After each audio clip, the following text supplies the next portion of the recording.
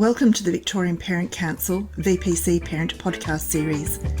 VPC is a registered charity organisation dedicated to everyone who support parents in educating their children. I'm Jackie Vandervelde, your host today. Good evening and welcome to Victorian Parent Council's VPC Live. My name is Jackie Vandervelde and it's my great pleasure this evening to have Martine Oglethorpe with us. So hello Martine. Hello. Not only is Martine the modern parent, and we've got her here in that capacity this evening to speak to us and in conversation, but she's also on the committee for the Victorian Parents Council. Martine, we've spoken in the past about limiting, not limiting, but managing screen time.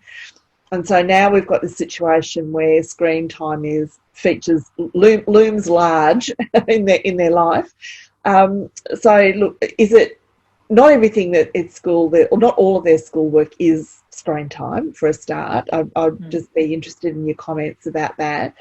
And then, what do we do then in terms of sometimes the only way they can connect with their friends at the moment is to actually have, is to use screens. Although I did see some young girls walking around the park 2 metres apart having a great conversation. Obviously they're getting up for exercise and doing it very well. But we are actually relying a lot more on the technology now, and this is potentially can cause some problems too.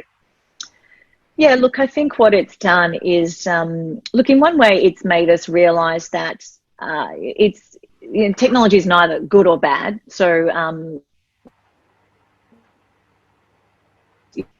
obviously, well and used well and used in maintaining control and all of that, it can be a great asset. But when it's not done well, or when it's not done safely, or we don't have that control, then obviously it's not great. So I think what we have to realise at this time is that we still have to, whilst it is playing a much bigger role than it ever has. And I know some people are struggling with that because they are worried that their children won't go back to, normal or what they were doing, and they're worried that the times when they are now spending online as entertainment, not just working, but all of that is going to be harder to undo when we go back. And I guess I think we also have to look at it as something that is something we still need to obviously have some boundaries around. We need to still make sure we're doing it safely. I think firstly, cut ourselves a little bit of slack over the fact that they are using it more too, because that's just the nature of the world at the moment. As I say, we've taken a lot away from them, and so this does fill some of that. Now, I'm not saying it has to fill everything, and there's certainly lots that we can do without the screens, but I think it is filling up quite a lot for some kids. And one of those things is that connection. And I've got my child was never really much into video games, one of them, and he has been on it a lot lately. And I said, you never really, he goes, well, it's really just a way to chat to my friends. And so it's not so much the game, it's the chatting that's going on, and it's that connection. So we know that kids crave connection. We all do as humans. And I think it's really important that we remember that, and we can use that. We can, allow them to have those connections, but as long as, we're allowing them to do it in safe ways. And for young kids, obviously we want to make sure we are monitoring that and that they're within earshot and all those sorts of things. And obviously it can be problematic when it's being used to excess now, and we're paying no attention, and they're locked up in their rooms, and they're obviously already feeling all sorts of emotions because they're all in different headspaces at the moment. And so we have seen an increase in cyberbullying reports. We have seen an increase in sexual abuse reports online and sexting reporting and all of those things.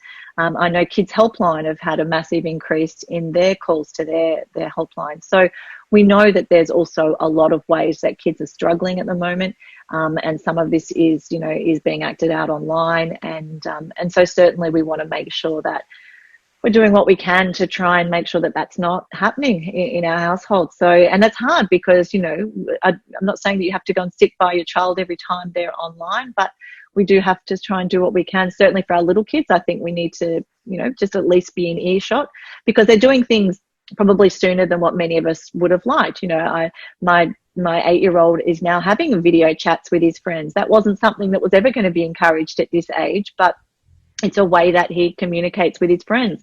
So to do it, I have to make sure that I'm setting it up, I'm seeing who's in the chat, I'm locking down the chat, and then I'm, you know, having that chat within earshot so I can hear some of those conversations. And it can be a good way for us to teach them some of those skills about, you know, do you think, you know, you should have said that, or do you think they meant to say that, or just be careful of your surroundings, be careful, you don't know who's listening at the other end. So it's some of those skills can actually be taught now, maybe earlier than we thought, but I think we may as well use this as an opportunity to teach them some of those things, because you know, they are going to be, you know, using it you know, ongoing, and that's not to say if you've allowed your young child to, you know, have video chats with relatives or grandma or whatever, they don't have to continue that once this is all over. You can say, well, that was just for that time, there's nothing wrong with that.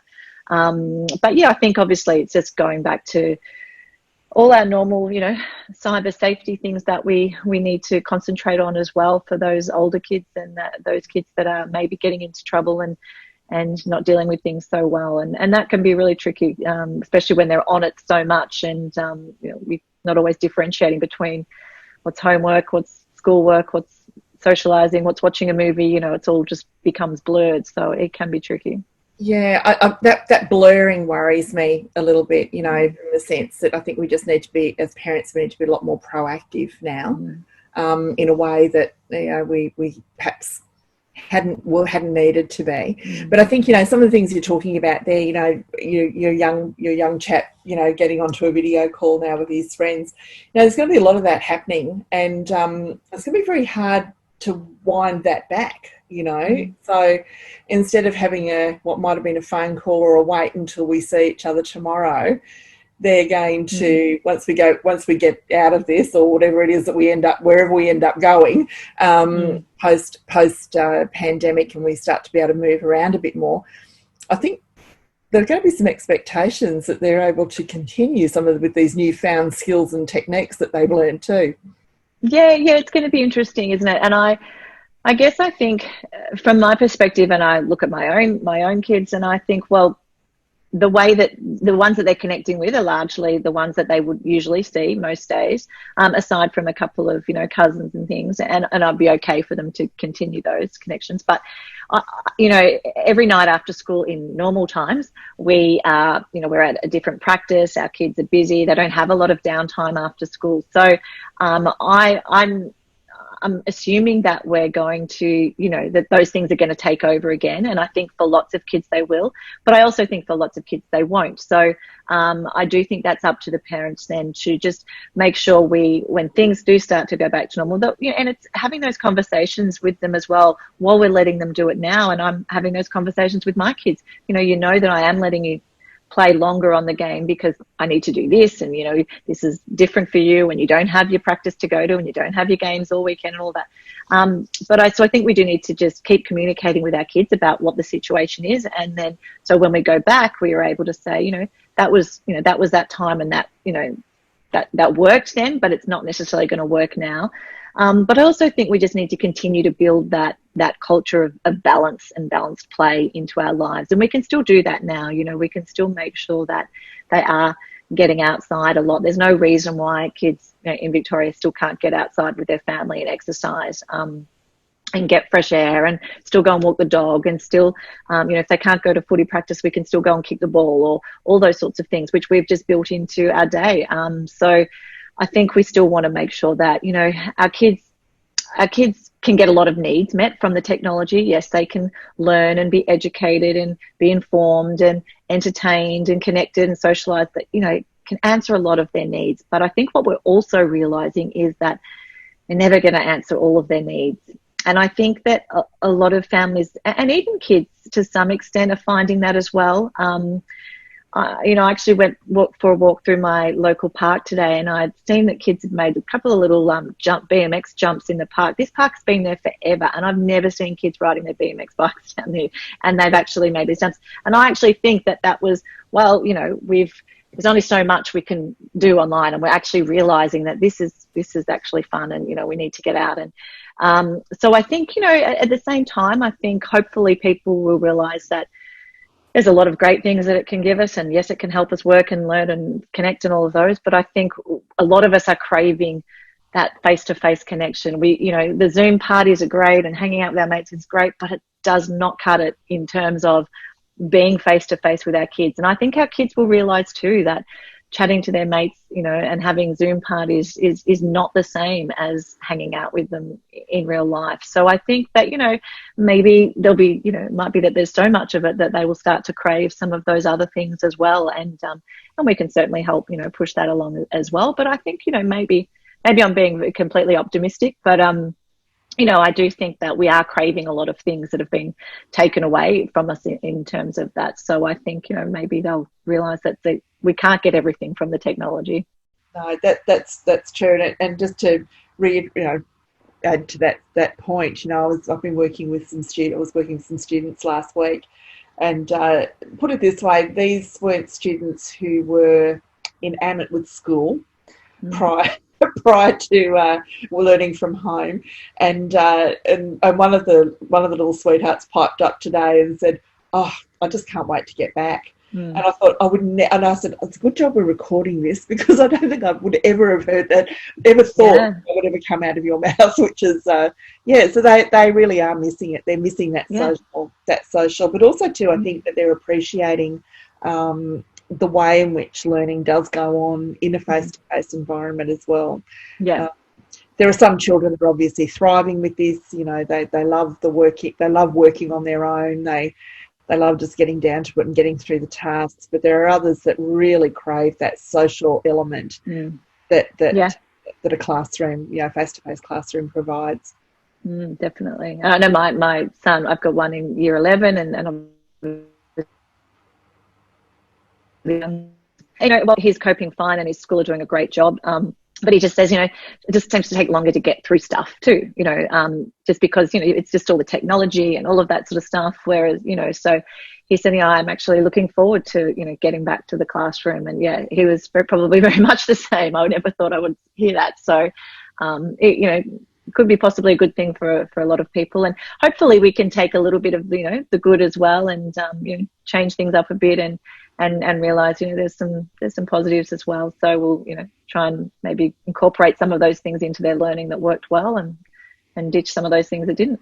Yeah, and that's kind of my hope too. I think there's some really good things that are coming out of this. I think one of the big things that I've always tried to engage people in conversation about is that, technology is a tool. They're tools. They're not.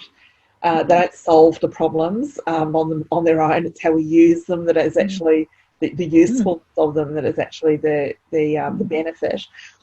So I think we're actually now seeing, it's not a panacea, but it's certainly a means of making things happen in a really positive way. So let's harness some of that, and let's not lose those things when we do go back to a form of face-to-face teaching and learning, that we don't lose some of the really good things that have come out of this experience. So yeah, definitely. Yeah. I just look at, watching my younger kids, the way they use the, the group chat and thing in the classroom. And again, that for me was something that I could teach them, because they were spending a lot of time scrolling through it, and it was just hi. And I was like, okay, we're not getting anything out of this. This is like the group text message that, you need to leave, because it's not it's not giving you much at the moment. So they very quickly kind of realized that too. They check in, say hi, and then they move on and do something else. So I think there's lots of little things that are happening too, that are just helping them realize that, there's different ways of doing things. Some things are good, some things are not so good, and it'll be interesting to see what carries on, when they go back. Martine, can we just sort of turn to perhaps the darker side of this, which is the cyber safety issues. And I did read, and I was quite concerned to hear that, the incidents of predatory behaviour and predatory incidents were up. Is this something that you've heard too? And what advice can we give parents, and what should they do? Look, unfortunately it is, and I guess this is a result of lots more people being online. As I said, there's the reports of youth cyberbullying is up. I think it's about 20%. Abuse online is up about 80%. That's pretty massive in the last month or two. So obviously that's because we are online all the time, and so more of that, if there's going to be bullying, it's all happening online. In terms of image-based abuse too, unfortunately, a lot of that is happening in the homes. Sometimes it's facilitated by parents, which is heinous, but unfortunately when families are spending a lot of time at home, that is something that is happening. And then we're having a lot of, because we've got young people who are not connecting in real life, so we're getting lots of sending of nudes and all of those sorts of things, and then we're having the repercussions of when those nudes don't just stay with that one person's phone or device and they end up everywhere else. So the increases of that have been huge as well, and that is because yes, young people still trying to connect, and they think this is the expectation. So obviously, again, it's talking to our kids about some of those things, which doesn't necessarily mean they're going to listen, but I think just having the conversations that if we're going to be sending things out, and at least can we do it in safer ways, please don't show your face, all those sorts of things. And I know that doesn't sit well with a lot of people, but it's a safer way of doing it, and just I guess that knowledge that you've no longer control over that. Once something's out, we don't have any control over it, and we know that whilst they might be our boyfriend today or tomorrow, they're not next week. That photo is no longer you have no control over it. So it's trying to have those conversations in a way of, and I try and say it to have it with your kids as a conversation, not necessarily a lecture. Talk to them about those sorts of things, and how would you feel if something got out? You probably know somewhere it has. How did that affect them? And also just asking them about have they reasons of fling on their accounts, and should they be checking it? Is there anyone you think you should be checking in on? Just to get them to start thinking about the fact that this is, you don't need to put up with this stuff, and we certainly want to be calling out that behaviour and helping people if we see that. And it can be a good opportunity for parents just to try and get a little bit more engaged in what their kids are doing. This is a good chance for us. We do have more time in that sense to just ask them about, we don't need to ask them about their school day so much because we've lived it, but maybe we can ask them about, what's happening online, what do you like doing? Have you seen anything concerning lately, or have you seen anything great, or what can you share?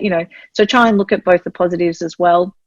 And it's just more about having that connection, I guess, and trying to just tap into how your kid's doing. And, we know our kids, and, just trying to look out for those red flags and make sure they try and do come out and get plenty of time where they're not just, in their room holed up with a computer, because they've been on it a lot all day. Try and get them out doing other things with the family at night, because, if anything is happening online, we don't need it to be happening all day and all night, for starters. So, and it can be a good way for us to say, well, maybe this is a time where we do take all the devices out of the bedroom because we're on them all day. We all need a break, because we certainly don't want that sort of stuff to be going on at night. And we know that, that's when that emotional brain ticks over, and we don't need to be dealing with that sort of stuff and, having those conversations at night. So, look, it's always going to be tricky because a lot of kids won't talk to their parents about this stuff, and usually it's because, they feel that their parents won't understand, or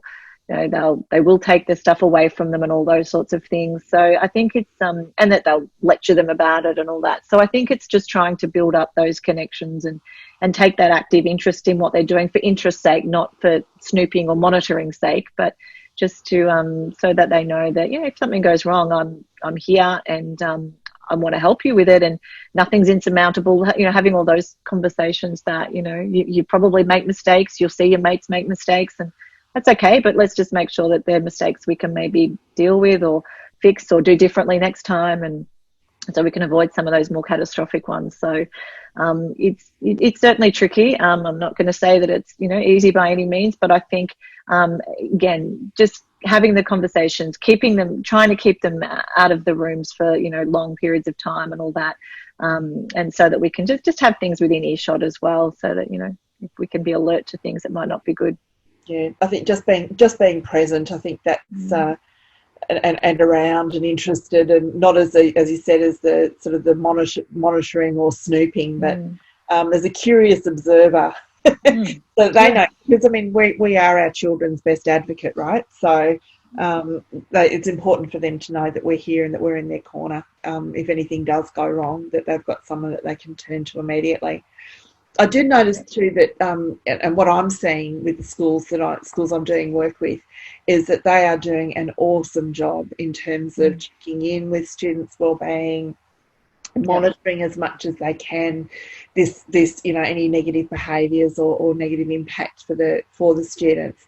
So I think that if parents do need help, they do think something's going wrong, first port of call is back to the schools and saying, look, I think we've got an issue here, or I need some support. How do I look into this? How do I manage this? Is this something that you're seeing? It might be part of a wider or bigger issue that's going on within a particular group of students. So even assisting and talking to the school to give them a heads up would actually be a good idea. Yeah, definitely. And as you say, I think they've been doing a fabulous job in monitoring their well-being, and I know from my little ones at the local primary school, they've been given a whole lot of well-being things that they can do every day, and it's literally worded as do your literacy, do your maths. If you finish that, or even if you don't, here's some wellbeing activities to do, and you don't have to do them, but just whichever ones you feel like. And then I know for my secondary, my year 11 boy, same thing. There's lots of checking in on them, lots of how are you feeling today? We'll just describe your day in one word, or describe this, and just also that sort of just individual checking in as well, which I think is really important, because as we know, it is all different for them too, and sometimes just being quiet doesn't necessarily mean that they're coping and being fine. So sometimes it does take a little bit more probing, but just more just checking in. Yeah. No, all of that's important. I think trying to do a few things together. Yeah, no, definitely. Martine, we're sort of coming up to time, and what I'd like you to do is maybe highlight a couple of things that you as mum, but also you as modern parent, Martine, would like to see your best hopes for the rest of this term 2 in Victoria. What would you like to see happening? I guess what I would like to see is us really, which I think is I guess happening. So obviously in Victoria we're probably going to be doing this for a while longer. So I'm hopeful that in terms of the technology, and in terms of the learning and working and all of that from home, I hope we kind of just can settle into this pattern of trying to do our best with what we've got, and also just trying to, I guess, maintain some of those really realistic expectations, try and focus on it for the remainder of what we've got left, try to make it a positive experience. And I know that's not always hard, and there's lots of challenges out there for people, but I guess trying to look at, in terms of the technology, how we can use it in positive ways, but then how can we also realize that there's a lot of stuff that it can't do. So let's focus on incorporating more of those things as well in whatever capacity we can. But yeah, just trying to enjoy that time with your family too, because as I always say, I think the most important connection that we have is the one with our children. So it doesn't matter what we teach them or all of those things. It's that connection we have with them that will determine what they learn from us and what they take from us, and what goes with them. So I really hope we can use this time as a really positive time to try and build on those connections, both with ourselves, with siblings, and just put them in a really good position to get back and be, they'll be resilient, and all of those things that they've been learning, a lot of resilient skills, over the last few weeks. A lot of stuff has changed for them. They've missed out on a lot of things, and yet, a lot of them are still doing fine, and some of them are even thriving. So I really hope we can just try and build on some of those things for all of us as families, and maybe hopefully realize that we can all slow down just a tad, and try and maintain some of these things that we are enjoying about this time. and try and build them into our routine and build them into our families as something that, these things worked really well. Let's work out how we can maintain them going forward, even when schools go back and offices open up and all those sorts of things. There's some certain things that maybe we should try and keep, and hopefully that will certainly happen as well. I couldn't have said it better, actually. Beautifully said. Martine, thank you so much for your time tonight. It's been lovely chatting. My pleasure. Thanks for having me. Thank you to our guest speaker. We hope you enjoyed today's topic. Want to know more about this podcast and other VPC podcasts? Please visit the VPC website, vicparentscouncil.vic.edu.au, and leave a review. We would also welcome you to contact us if you would like to be our guest, or if you have a topic around parenting and education. Thank you to Melbourne singer Emma Sidney for her permission to use her soundtrack, Cherish. Until next time, thank you for listening.